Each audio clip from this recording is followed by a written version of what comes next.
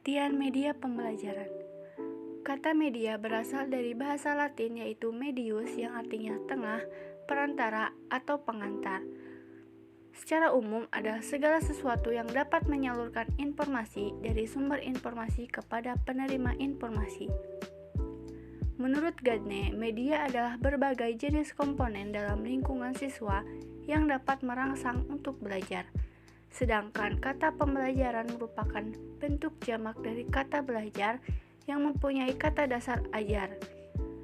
Ajar, menurut KBBI, merupakan petunjuk yang diberikan kepada orang supaya diketahui atau diturut. Belajar merupakan suatu usaha untuk memperoleh kepandaian atau ilmu. Sehingga pengertian dari media pembelajaran adalah media yang digunakan dalam pembelajaran, yaitu meliputi alat bantu guru dalam mengajar serta sarana pembawa pesan dari sumber belajar ke penerima pesan belajar, yaitu siswa. Tujuan media pembelajaran.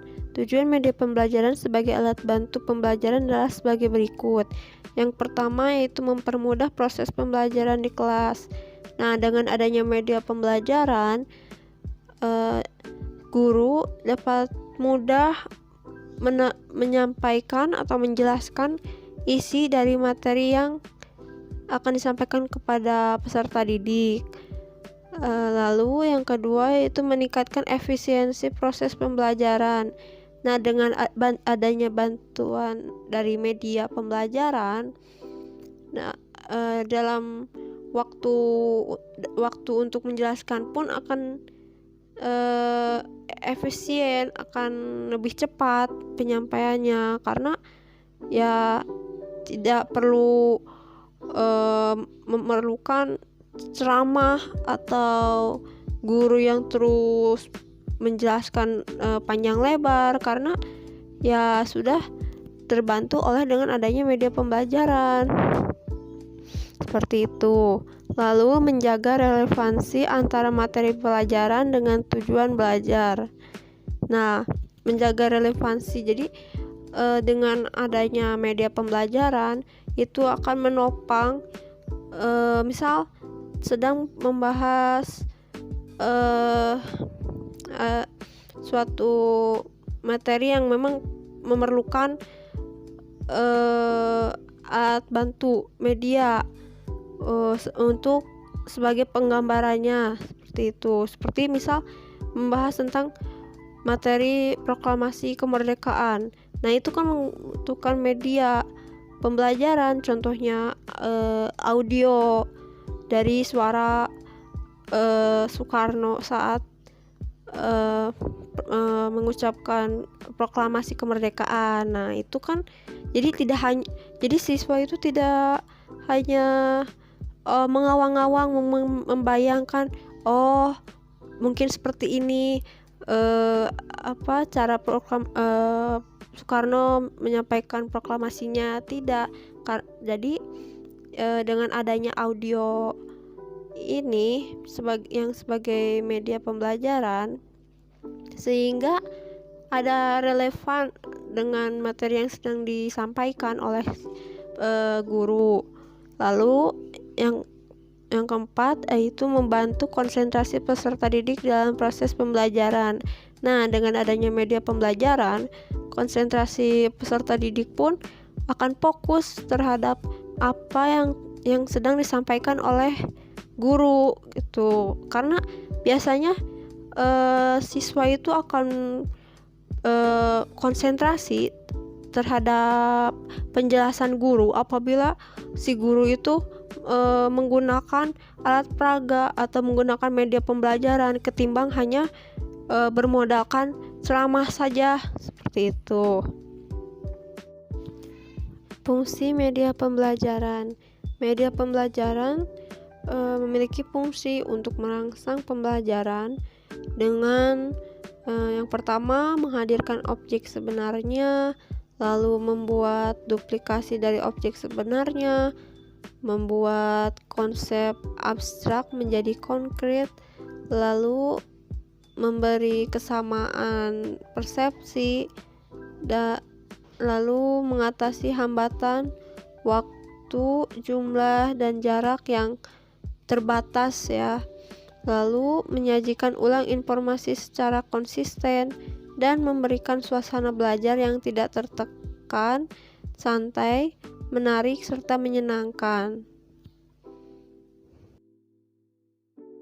Saya akan menjelaskan tentang manfaat media pembelajaran. Secara umum, manfaat media pembelajaran adalah memperlancar interaksi antar guru dengan siswa sehingga kegiatan pembelajaran lebih efektif dan efisien. Sedangkan secara lebih khusus, manfaat media pembelajaran adalah 1. Penyampaian materi pembelajaran dapat diseragamkan. Dengan bantuan media pembelajaran ini, penafsiran yang berbeda antara guru dapat dihindari dan dapat mengurangi terjadinya kesenjangan informasi di antara siswa dimanapun berada. Kedua, proses pembelajaran menjadi lebih jelas dan menarik karena media dapat menampilkan informasi melalui suara, gambar, gerakan, dan warna baik secara alami maupun manipulasi, sehingga membantu guru untuk menciptakan suasana belajar menjadi lebih hidup, tidak monoton dan tidak membosankan. Kemudian yang ketiga, proses pembelajaran menjadi lebih interaktif. Dengan media akan terjadinya komunikasi dua arah secara aktif, sedangkan tanpa media guru cenderung bicara satu arah. Kemudian yang keempat, efisiensi dalam waktu dan tenaga. Karena dengan media, tujuan belajar akan lebih mudah tercapai secara maksimal dengan waktu dan tenaga minimal seminimal mungkin. Guru tidak harus menjelaskan materi pelajaran secara berulang-ulang. Sebab dengan sekali sajian menggunakan media, siswa akan lebih mudah memahami pelajaran yang diberikan oleh guru. Kemudian yang kelima, meningkatkan kualitas hasil belajar siswa. Karena media pembelajaran dapat membantu siswa menyerap materi belajar lebih mendalam dan utuh. Bila dengan mendengar informasi verbal dari guru saja, siswa kurang memahami pelajaran. Tetapi jika diperkaya dengan kegiatan melihat, menyentuh, merasakan, dan mengalami sendiri, melalui media pemahaman siswa akan lebih baik. Kemudian yang keenam, media memungkinkan proses belajar dapat dilakukan di mana saja dan kapan saja. Karena media pembelajaran dapat dirangsang sedemikian rupa sehingga siswa dapat melakukan kegiatan belajar dengan lebih leluasa, dimanapun dan kapanpun tanpa tergantung seorang guru. Kemudian yang ketujuh, media dapat menumbuhkan sikap positif siswa terhadap materi dan proses belajar. Karena proses pembelajaran menjadi lebih menarik sehingga mendorong siswa untuk menyintai ilmu pengetahuan dan gemar mencari sendiri sumber-sumber ilmu pengetahuan. Kemudian yang kedelapan, mengubah peran guru ke arah yang lebih positif dan produktif karena guru dapat berbagi peran dengan media sehingga banyak memiliki waktu untuk memberikan perhatian pada aspek-aspek edukatif lainnya seperti membantu kesulitan belajar siswa, membantu kepribadian, memotivasi belajar, dan lain-lain. Saya akan membahas mengenai media sebagai sumber belajar. Kaidah media di dalam proses pembelajaran itu untuk membuat proses pembelajaran menjadi lebih jelas, menarik, dan efisien apabila dilihat dari sisi waktu dan tenaga. Sekaitannya dengan hal tersebut, kehadiran media dapat dijadikan sebagai salah satu jalan bagi peserta didik untuk mencari sumber belajar. Sumber belajar yang kini banyak diandalkan oleh hampir seluruh peserta didik di dunia, yaitu internet. Internet merupakan sumber belajar yang mampu menyuguhkan berbagai informasi ilmiah maupun non-ilmiah bagi peserta didik. Keberadaan internet menjadi hal yang sangat berguna lagi vital, terutama ketika sedang berada di era pandemi COVID-19 hari ini. Seandainya internet tidak pernah ada atau diketemukan, niscaya setiap kegiatan akan mengalami hambatan. Menurut Ciptono dalam Amini 2015 halaman 929, internet memiliki keunggulan jika ditinjau dari sisi aktivitas pembelajaran. Di antaranya yang pertama yaitu internet menawarkan konektivitas yang tidak mengenal ruang alias bersifat global.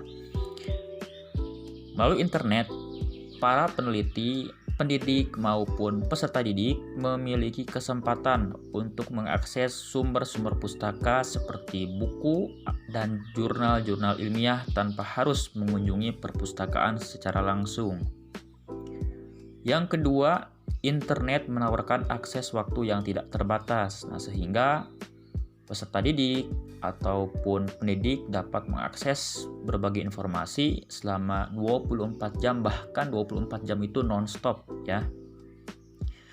Kemudian yang ketiga, segala sesuatu dapat dicari secara instan melalui internet sehingga tidak membutuhkan waktu yang lama. Seandainya peserta didik atau pendidik membutuhkan informasi. Kemudian yang keempat, banyaknya sarana yang memfasilitasi kita untuk mengakses internet. Dan ini sudah menjadi suatu kenyataan pada hari ini. Nampaknya manusia yang hidup hari ini akan sulit jika dipisahkan dari internet. Selanjutnya yang kelima, biaya yang dikeluarkan untuk mendapatkan sumber belajar relatif tidak mahal jika kita mengandalkan internet. Sebab internet banyak menyajikan informasi-informasi yang dapat diakses secara gratis. Selanjutnya yang keenam dan terakhir, yaitu internet menawarkan akses untuk melakukan interaksi yang lebih intens melalui fitur chatting dan mailing.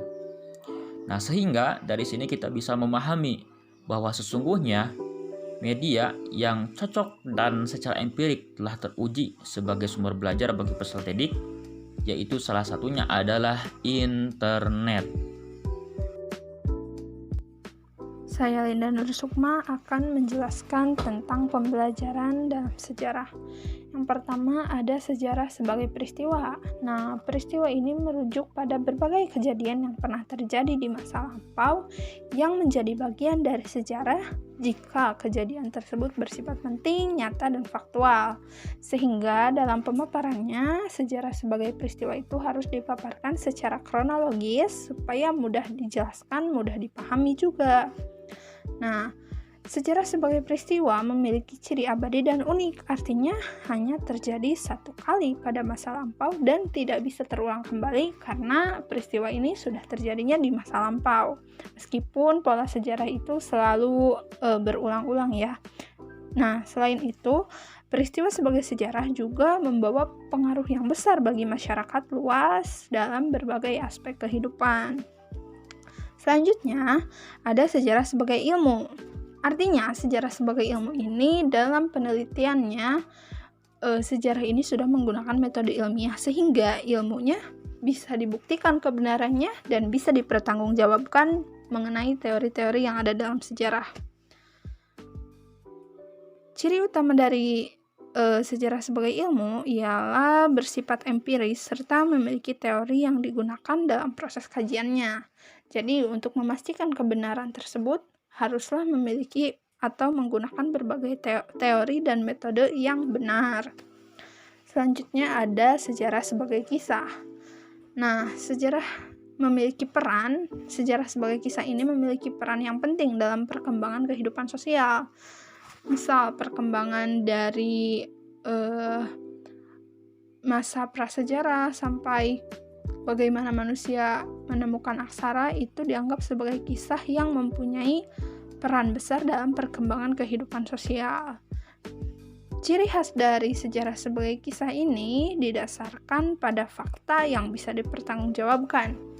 Misalnya, manusia prasejarah pada zaman dahulu itu nomaden, berpindah-pindah gitu ya.